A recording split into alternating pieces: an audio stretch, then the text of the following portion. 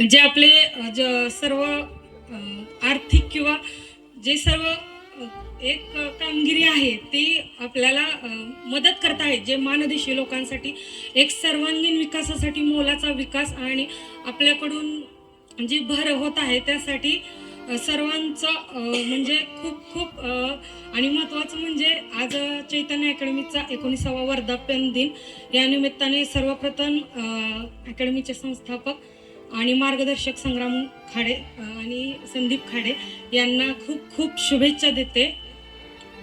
आणि आज मला इथे बोलवून जे चैतन्य अकॅडमीचा पहिला गुणवंत विद्यार्थी होण्याचा जो मला मान मिळाला त्यासाठी मी सर्वांची खूप खूप आभारी आहे। खरं तर बोलायचं खूप होतं पण सरांनी एवढं इमोशनल केलं की मला बोलायचं काही ते सुचत नाहीये आता। तर माझी 2011 मध्ये वनरक्षक या पदावरती पोस्टिंग झाली होती। त्यानंतर चंद्रपूर या ठिकाणी माझे प्रशिक्षण झाले। त्यानंतर मी मायनी आणि कोरेगाव या ठिकाणी आपले जी सेवा आहे ती बजावली। त्यानंतर 2019 मध्ये जे वाईल्ड लाईफ एरिया येतो, कोर झोन, बफर झोन येतो, पब्लिक पासून खूप दूर, म्हणजे आम्ही एका जंगल एरियामध्ये जिथे श्वापदे असतील, हिंस्र जी श्वापदे राहतात अशा ठिकाणी जिथे 7-7, 8-8 दिवस नेटवर्क मिळत नाही, कोणाशी बोलणं, फोन काही कॉन्टॅक्ट होत नाही, अशा ठिकाणी म्हणजे माझी सर्व्हिस तिथे आता चालू आहे। आणि 2024 मध्ये एक सुवर्ण संधी चालून आली की WWF ट्रॉफिक इंडिया यांच्या मार्फत world wild life fund of nature, जगातील सर्वात मोठी वन्य प्राणी व वन्य संवर्धन ही एक संस्था आहे ज्यांच्या मार्फत आमच्या कार्यालयाचा पत्रव्यवहार झाला। त्याच्यामध्ये IFS श्री किरण जगताप यांनी वन विभागातर्फे सातारा डिव्हिजन मधून माझी निवड केली तिथे, आणि तिथून मी प्रशिक्षणासाठी basic training centre Indo Tibetan security force या ठिकाणी माझी म्हणजे प्रशिक्षणासाठी नेमणूक झाली। सुरुवात म्हणजे अशी झाली की एवढ्या दूर राज्यात सर्वप्रथम म्हणजे मी गेली होती, कधी मान तालुका सोडून अशी बाहेर पडली नव्हती जास्त मी। प्रथम जिथं बर्फवृष्टी होते अशा ठिकाणी मी तिथं म्हणजे काम करायला सुरुवात केली। जवळजवळ 400 लोक होते, जम्मू अँड काश्मीरची लोक माझ्यासोबत होती, CISF वाली होती, हिमाचल पोलीस वाली होती, आणि या सर्वांमध्ये 400 ट्रेनिंग्स मध्ये मी एकटी महिला लेडीज म्हणून तिथं काम करत होती। 7 महिन्याचं प्रशिक्षण जे सकाळी 3:45 वाजता सुरू होत होतं प्रशिक्षण। साधारण 2:45 माझा अलार्म असायचा। एवढ्या पहाटे उठून मी BTC मधून NTCDM मध्ये 1.5 किलोमीटर रनिंग करत जायची। तिथं म्हणजे मी सगळ्यांपासून दूर होती ना, कारण सगळ्या ट्रेनिंग सेंटरमध्ये आतापर्यंत जेंट्स होते तर त्यांची सगळ्यांची राहायची सोय होती, पण BTC मध्ये मी एकटी महिला होती तर मी दूर होते राहायला। तर तिथून मी येत होते आणि माझं जे प्रशिक्षण आहे ते पूर्ण करून मी परत माघारी जात होते BTC मध्ये, बेसिक ट्रेनिंग सेंटर भानूमध्ये। तर त्यानंतर 10 ते 15 किलोमीटरचा डेली असं जे सकाळचं रनिंग असायचं, माझ्यासोबत कॉम्पिटिशन असायचं। हे आत्ताची जी 23-24च्या वर्षाची जी मुलं आहेत, 22, 23, 24 ही सर्व मुलं होती।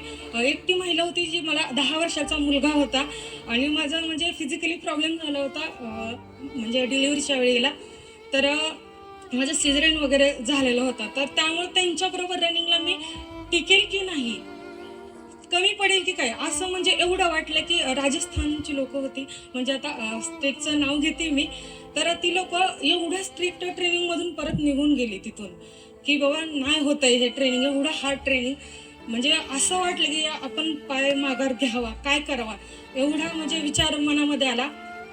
पण मानदेशी रक्त आणि खाडे सरांचं मार्गदर्शन, माघार आणि हार ही माझ्या रक्तात नाही, मी तिथं माझं नाव उंच करणार आणि मला जो त्रास होईल तो सगळा मी सहन करेल। आणि या सगळ्यामध्ये मला साथ दिली माझी पती असतील, माझा मुलगा असेल, माझे सासू सासरे, आणि एक मैत्रीण आणि एक मार्गदर्शिका म्हणून सदैव माझ्या पाठीशी उभी असणारी माझी आई, जे आज कार्यक्रमासाठी उपस्थित आहे। माझे सासूबाई आहेत, सासरे सर्व आलेले आहेत, माझ्या गावाकडून, माझ्या सासरमधून पण बरीच लोक आलेली आहेत आज। सारिका मॅडमच्या आई, सासूबाई, सासरे सगळ्यांनी व्यासपीठावरती या।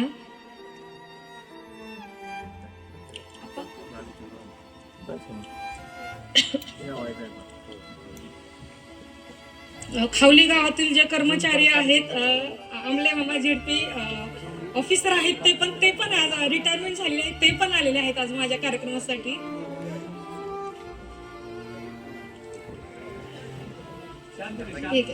संदीप सर येत आहेत, ते सगळ्यांचे सगळेच येत आहेत ताई, येत आहेत ते.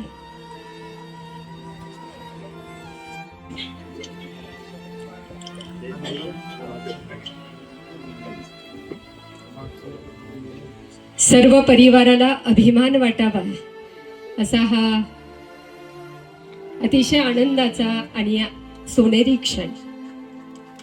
सारिका तानाजी जाधव शेलार आणि त्यांचा संपूर्ण परिवार. दोन्हींना कधी महत्व देत नाही. काही लोकांचं मी बघितलेलं आहे की ग्राउंडला येतात, रिटर्नच्या अभ्यासाला येत नाहीत, रिटर्नला येतात, ग्राउंडला येत नाहीत. तर असं करू नका. ज्यावेळी माझ्या एक्झाम सुरू झाल्या होत्या त्यावेळी लेखी आणि प्रात्यक्षिक अशा दोन्ही परीक्षा होत्या.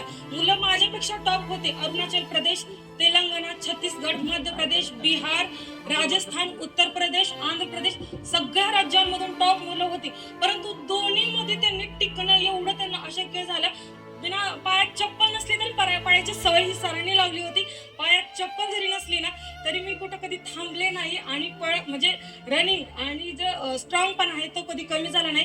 तर मुलांनी जे भावी आयुष्यामध्ये प्रशासन सेवा ज्यांची वाट पाहत आहे त्यांनी महत्वाचं लक्षात ठेवा की फिजिकल आणि लेखी परीक्षा या दोन्हीवरती कॉन्सन्ट्रेट करा, एकावरती कधीच नाही. आणि सरांचं मार्गदर्शन पावलोपावली हे आपल्याला भेटतच असेल. कारण मी जे आतापर्यंत जिथपर्यंत पोहोचली तिथं प्रत्येक ठिकाणी मला सरांचं मार्गदर्शन मिळालेलं आहे. प्रत्येक वेळेला त्यांचं अकॅडमी, चैतन्य करिअर अकॅडमीचं जे आहे ते सर्व समोर ठेवलेलं आहे. आणि महत्वाचं म्हणजे मी जेव्हा हरियाणामध्ये गेले होते तेव्हा नाशिकमधून ट्रेकिंगचं जे कोर्स आहे ते करण्यासाठी तिथून पोलीस डिपार्टमेंटचे अधिकारी आले होते. तर त्याच्यामध्ये त्यांना समजलं की महाराष्ट्रातून एक मुलगी आलेली आहे. तर त्यांनी ते विचारलं, त्यांनी सहज बोलून गेले की माझा मित्र आहे तिथं. मी डायरेक्ट एवढ्या लोकांच्या मध्ये म्हटलं सर संदीप खाडे ते माझे गुरु आहेत आणि त्यांच्याच अकॅडमीतून मी इथंपर्यंत आलेला आहे. त्यांना एवढा अभिमान वाटला तिथं की संदीप खाडे त्यांच्या अकॅडमीतले विद्यार्थ्यांनी एवढ्या टेनिसमध्ये एकटी महिला लढत आहे, एवढ्या सगळ्यांची कॉम्पिटिशन करत आहे. म्हणजे मला एक 10 वर्षाचा मुलगा आहे आणि एवढ्या सगळ्यांच्या बरोबर मी इथं कॉम्पिटिशन करून एवढं टिकणं म्हणजे माझ्यासाठी ना म्हणजे खूप खूप अभिमानाची गोष्ट आहे. आणि हे सर्व शक्य झालं खाली सर तुमच्यामुळे.